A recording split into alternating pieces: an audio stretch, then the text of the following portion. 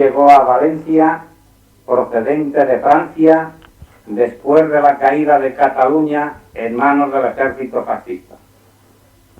Después de aquella debacle, el gobierno republicano se había trasladado a Francia. Detrás de él salieron infinidad de hombres de los diferentes partidos y organizaciones cuya suerte fue también diferente en aquellas circunstancias graves. Por lo tanto, el doctor Negrín y el gobierno que él presidía regresaron a Valencia ya desde Francia. Con él vinieron varios jefes políticos y militares del Partido Comunista. Entonces, esa entrevista que habíamos concertado con el doctor Negrín se celebró en aquella histórica tarde del día 4 de marzo de 1938. 39, perdón. Llegamos al lugar de la cita y recuerdo que al entrar, guiados por un individuo al despacho del doctor Negrín, estaba la mesa del jefe del gobierno frente a la puerta de entrada al despacho. A la izquierda de los que entrábamos había unos grandes cortinones rojos y al entrar nosotros yo observé cómo aquellos cortinones se movían de una manera violenta, como si detrás de ellos hubiera algunas personas. Nos presentamos ante el doctor Negrín, haciendo en primer lugar su presentación Manuel López, después José Grinfeld, y sin terminar de presentarme yo, lógicamente por eliminación, el doctor Negrín me dijo: usted es Íñigo, ¿verdad? Sí, señor. Íbamos a sentarnos cuando aquel caballero dijo: bueno, no sé qué es lo que ustedes vienen a plantearme, pero lógicamente yo, como jefe de gobierno, no puedo admitir en una representación oficial donde se van a tratar problemas importantes quizás para la guerra y para la política española, la presencia de un extranjero. Porque usted, señor Grinfeld, no es español, ¿verdad? Cuando Grinfeld dijo que efectivamente que no era español, el otro le preguntó si era alemán y dijo que no, que era argentino. Entonces el doctor Negrín dijo: ustedes comprenderán que yo no puedo tratar problemas secretos de gobierno ni de acciones militares con extranjeros. Grinfeld le pidió permiso entonces al doctor Negrín para hacer uso del teléfono que tenía sobre su mesa, con el fin de avisar al subcomité peninsular de la FAI para que mandaran a otro representante. Moralmente, en aquel momento, yo me di cuenta de que el doctor Negrín nos tenía ganada la batalla. Aquella actitud suya, correcta en otro momento cualquiera, y si se tratara de otra cualquier persona, yo no podía concebirla en aquellas circunstancias y por la persona que era el doctor Negrín. Siendo yo el menos indicado, ante el silencio de Manuel López, tuve que intervenir. Y antes de que Grinfeld hiciera uso del teléfono, dirigiéndome al doctor Negrín, le dije: doctor, tiene usted quizás toda la razón, pero usted comprenderá que no nos encontramos en circunstancias ni en momentos para cumplir escrupulosamente todos esos requisitos y esos formalismos que usted nos acaba de exponer. Consideramos nosotros que la situación es suficientemente grave, que las circunstancias no son las más apropiadas para poder exigir aquí la presencia de un español representante de una organización española, que por ser tan española la FAI no puede en manera alguna ponerse en duda la representación que en nombre de esa organización esté aquí, a pesar de que esté hecha a través de un extranjero.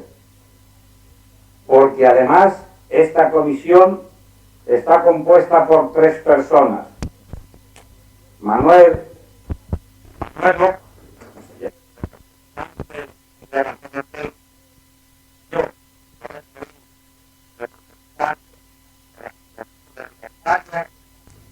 ambos españoles, el primero gallego y yo castellano, y que por lo tanto, en aquellas circunstancias, la presencia junto con nosotros de Grinfeld no debía de dar lugar a aquella actitud que había manifestado el jefe del gobierno.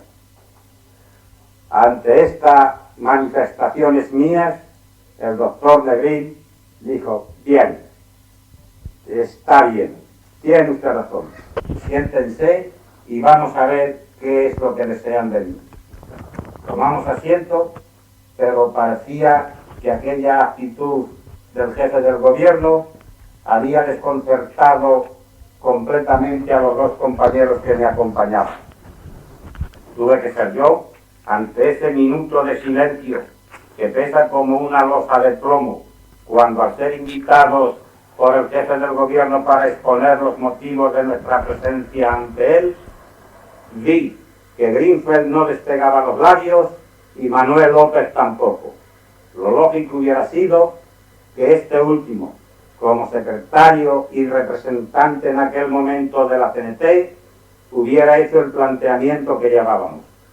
Pero viendo el silencio, fui yo el que rompió el fuego y hice la exposición que en aquellas circunstancias habíamos concebido. El planteamiento consistió sencillamente en darle cuenta al jefe del gobierno de que el movimiento libertario estaba reunido en pleno nacional en Valencia en aquellas circunstancias, que estábamos a punto de tomar decisiones sobre la marcha de la guerra y que antes de decidir estas decisiones, por mandato del Pleno, habíamos acudido los secretarios de las 3 organizaciones integrantes del movimiento libertario a ver al presidente del gobierno para recabar de él la información que discretamente fuera posible respecto a las perspectivas de la continuidad de la guerra.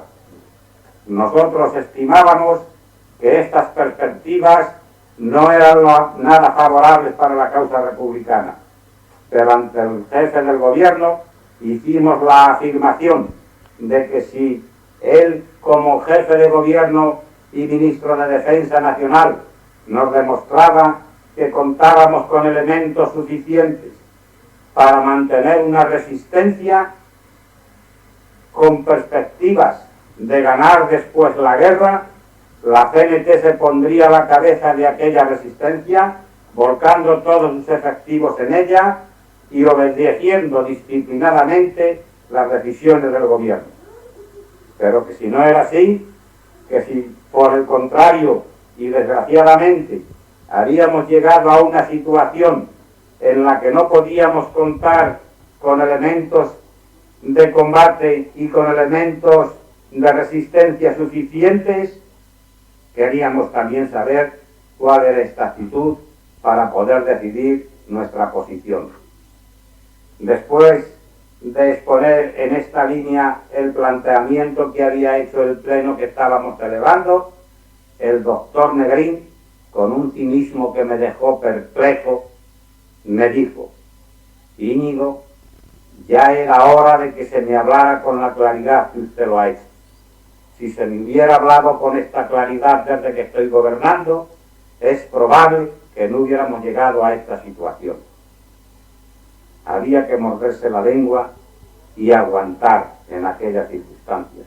Eso es lo que yo hice y me supongo que también lo hicieron los 2 compañeros que estaban conmigo. El doctor Negrín declaró taxativamente en aquella entrevista que la guerra la teníamos perdida, que el gobierno no disponía de elementos de ninguna clase para poder ganar aquella guerra, ni siquiera para mantener una resistencia a largas semanas vistas, que la presencia suya como jefe de gobierno en aquel momento en Valencia era para organizar la liquidación de aquella guerra y hacer la evacuación ordenadamente. Que lo primero que haría sería dar orden a las fuerzas militares para que fueran replegándose ordenadamente y que a la vez también iba a ordenar a los gobernadores civiles de las provincias que todavía seguían siendo leales a la República la evacuación de todas las personas que quisieran hacerlo para el extranjero. Nos adelantó de que él continuaría e emprendería estas gestiones y que a través de nuestro representante en su gobierno, el ministro Segundo Blanco, nos tendría informado de todos los acontecimientos, que a través de él también nosotros podíamos informarle. En esta situación nos despedimos y nos marchamos a hacer acto de presencia ante el Pleno para darle cuenta de esta entrevista, cosa que se realizó acto seguido, cabiéndome a mí la responsabilidad de informar de ella con todos los pelos y señales que acabo de referir. El Pleno no quedó convencido de las afirmaciones que nos había hecho el doctor Negrín en cuanto a que había venido a esta zona para organizar la salida de todas las personas que se consideraran comprometidas y hacer la retirada militar ordenadamente, paso a paso, por los distintos frentes, sin dar lugar a desastres. Sin embargo, estando en aquel momento discutiendo esta información que habíamos dado nosotros, entró un compañero que venía de otras dependencias del Comité Nacional diciendo que en aquel justo momento, que debían de ser ya cerca de las 12 de la noche, estaba hablando por la radio Madrid el coronel Casado, que habían anunciado un golpe de Estado y la creación de un Consejo Nacional de Defensa. Se suspendió el Pleno y todos corrimos a escuchar lo que decía la radio, ya que los que allí estábamos, excepto 2 personas, estábamos ignorantes en absoluto de lo que estaba aconteciendo en Madrid. Efectivamente, a través de la radio, el Pleno de la CNT y del Movimiento Libertario que se estaba celebrando aquel día en Valencia, se enteró de la constitución del Consejo Nacional de Defensa que había sido creado bajo la presidencia del coronel Casado y con la participación en él del Partido Socialista, de la Unión General de Trabajadores, de Unión Republicana, de Izquierda Republicana, de la CNT y de la FAI. Tuvimos conocimiento de ello, nos quedamos sorprendidos y a la vez indignados de que con los comités nacionales del movimiento libertario que estábamos en Valencia ignoráramos todo lo que se había fraguado en Madrid. En aquel justo momento, Melchor Bastán, que se encontraba en el Pleno, nos dijo que le perdonáramos, pero que él, como miembro del Comité Regional de Defensa del Centro, que se encontraba allí en representación de la Regional del Centro, sí que tenía conocimiento de ello y esperaba que se produjeran esos acontecimientos en aquel momento y justamente en aquella hora. El Pleno ya se dedicó a estudiar qué actitud debía tomar ante los hechos consumados que se le habían dado. Si obedecer al Consejo Nacional de Defensa que acababa de constituirse en Madrid, con una participación muy destacada del movimiento libertario, o seguir obedeciendo al gobierno de la República representado por el doctor Negrín. El problema era grave. La cuestión se nos había planteado en esta tesitura. Convinimos en que merecía la pena pensar sobre ello serenamente, y que dado al avanzado de la hora y el nerviosismo que reinaba en aquella reunión, que se suspendiera la reunión para reanudarla a la mañana siguiente. Así se hizo. A la mañana siguiente nos reunimos en el mismo lugar todas las personas que componíamos este pleno. Pero ya nuestra vacilación de la noche anterior había sido claramente disipada. El boletín oficial de aquel día 6 de marzo de 1939 traía varios decretos del Ministerio de Defensa Nacional firmados por el doctor Negrín, en virtud de los cuales al coronel Casado, jefe del Ejército del Centro, se le ascendía a general y se le daba el mando de las fuerzas del Carabineros. A los militares que tenían el mando en el Ejército de Levante también se les destituía y eran suplantados, uno por el comunista Etelvino Vega, otro por el comunista Nidamón Toral, y así sucesivamente. A través de aquel diario oficial vimos inmediatamente que el doctor Negrín, una vez más, había estado el día anterior burlándose de la representación del movimiento libertario, cuando además de no decirle nada de esto, nos dijo que la guerra la teníamos perdida. No se podía concebir en manera alguna que el jefe del gobierno pensara que estaba la guerra perdida y nombrase como responsables máximos de las fuerzas militares que quedaban en la zona centro-sur a elementos comunistas totalmente adictos a él o él adictos a ellos. Y que las personas como el coronel Casado, como Cipriano Mera, que también fue relevado del mando del cuarto cuerpo de ejército, y tantos otros socialistas y republicanos que habían sido trasladados de puestos poniéndolos en lugares donde no ofrecían ningún peligro, digo que nada de esto se correspondía con las afirmaciones que nos había hecho la tarde anterior al afirmar que él había venido a esta zona para liquidar la guerra y organizar disciplinadamente la evacuación de todos los españoles, militares y civiles, que desearan marchar al extranjero. Más bien, había que pensar en que sus intenciones eran seguir la resistencia a costa de lo que fuera, o que todas estas personas que estábamos en peligro, que no éramos comunistas, estaban condenadas por el doctor Negrín a caer en manos del enemigo o a perecer en la zona republicana que quedaba todavía.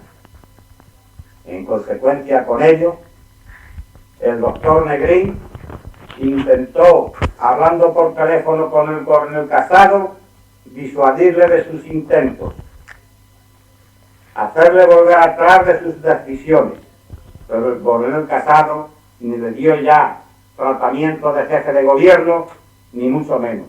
Le dijo que lo mejor que podía hacer, si no quería ir a parar a la cárcel, era marcharse inmediatamente de España. No se lo hizo repetir. Y acto seguido, aquella misma noche, salió el doctor Negrín con la Dolores Ibargüi, que también le acompañaba, con otras personas comunistas y con otros individuos fieles a él. Salieron de la zona de Levante con destino al extranjero.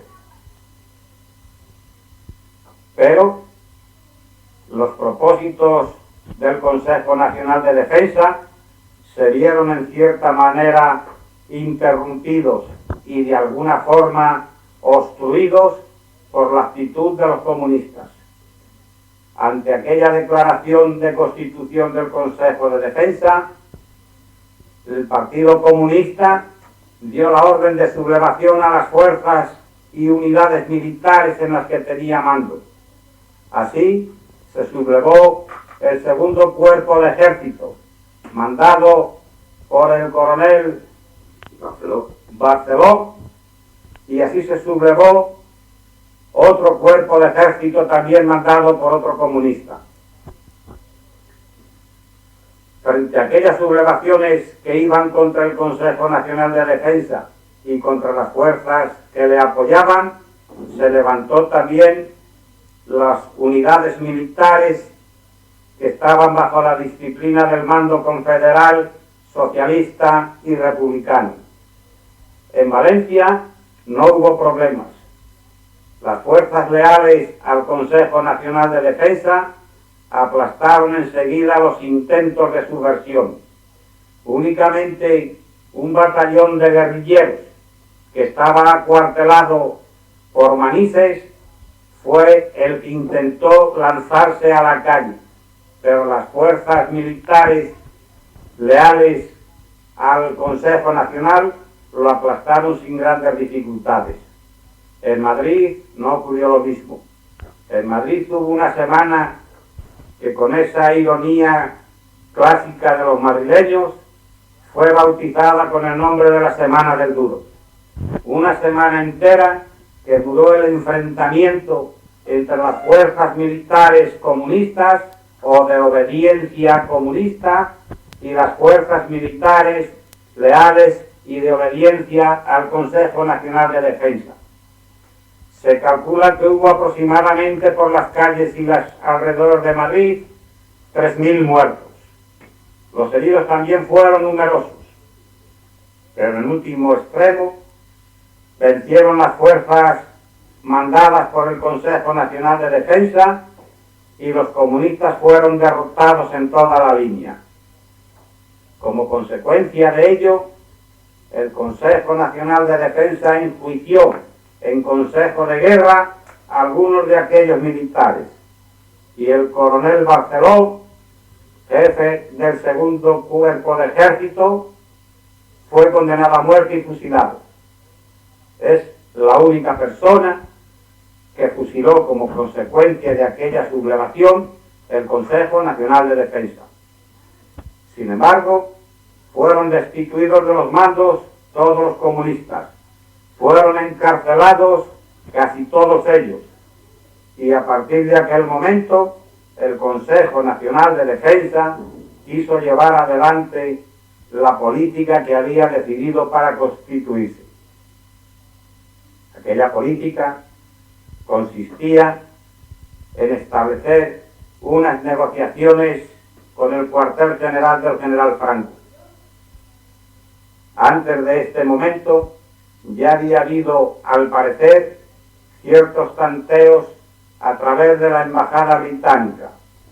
Ya el coronel Casado y el señor Besteiro habían hecho gestiones en ese sentido, y parece ser, a través de los intermediarios que en aquella operación participaban, que la situación no era muy desfavorable a las pretensiones de las fuerzas del Consejo Nacional.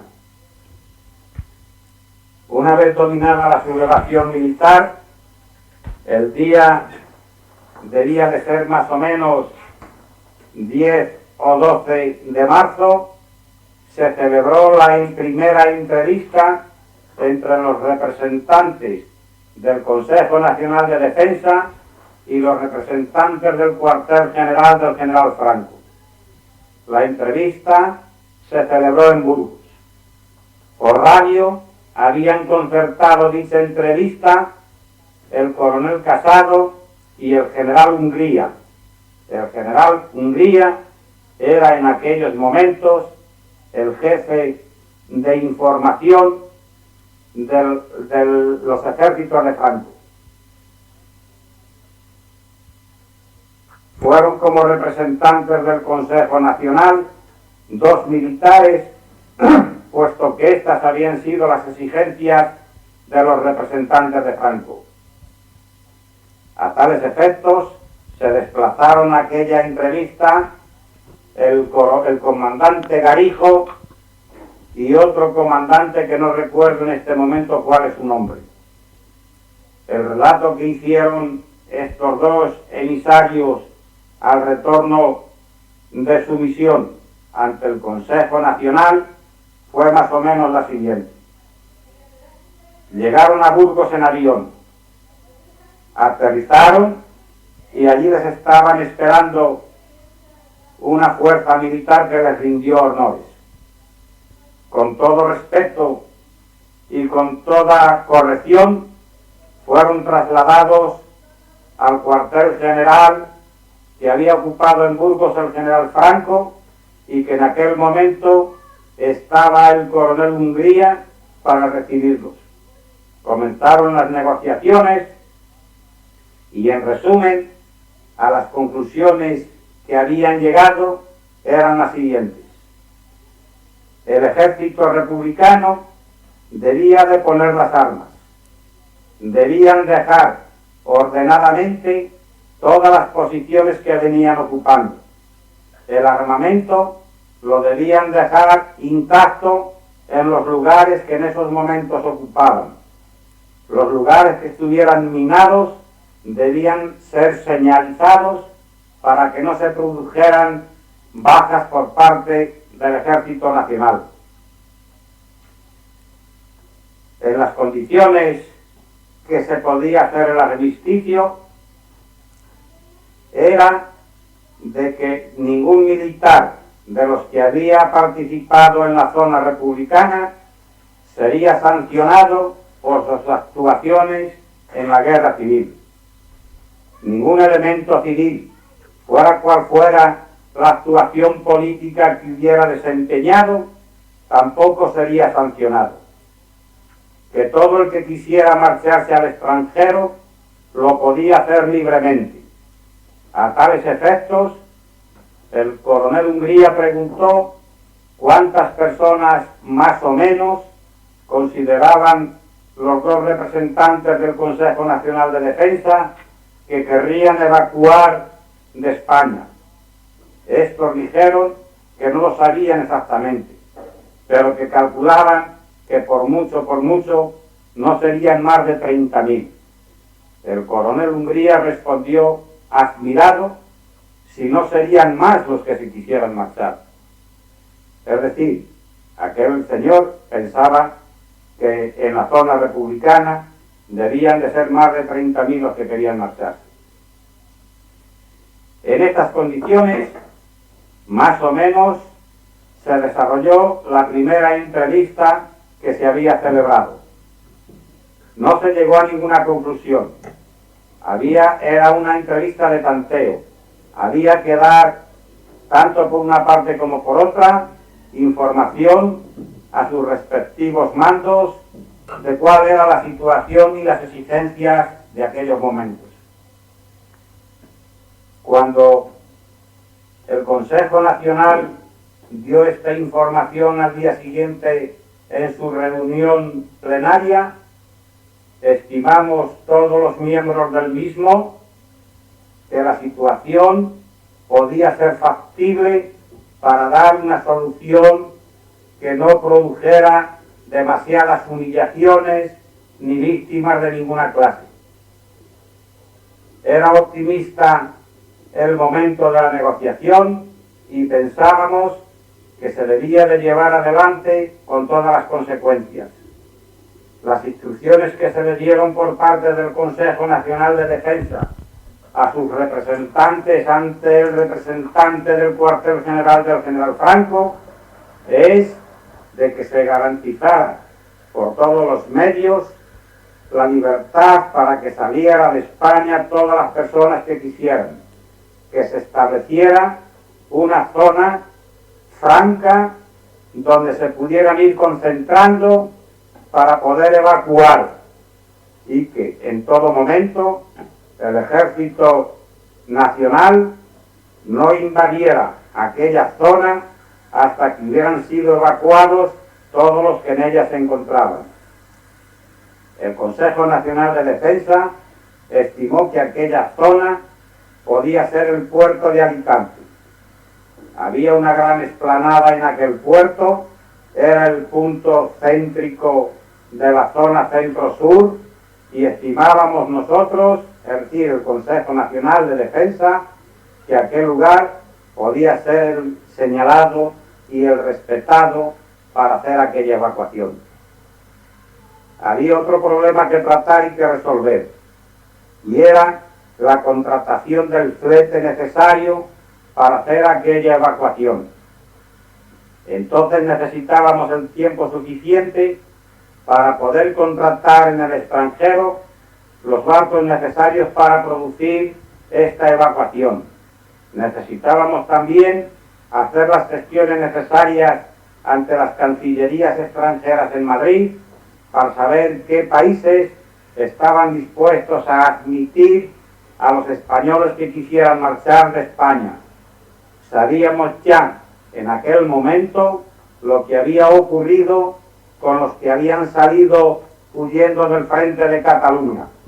En Francia se habían creado varios campos de concentración que estaban vigilados por senegaleses de los que mantenía el ejército francés. La situación de aquellos españoles era bastante mala y no queríamos que al llegar al extranjero los que pudiéramos salir de esta zona corriendo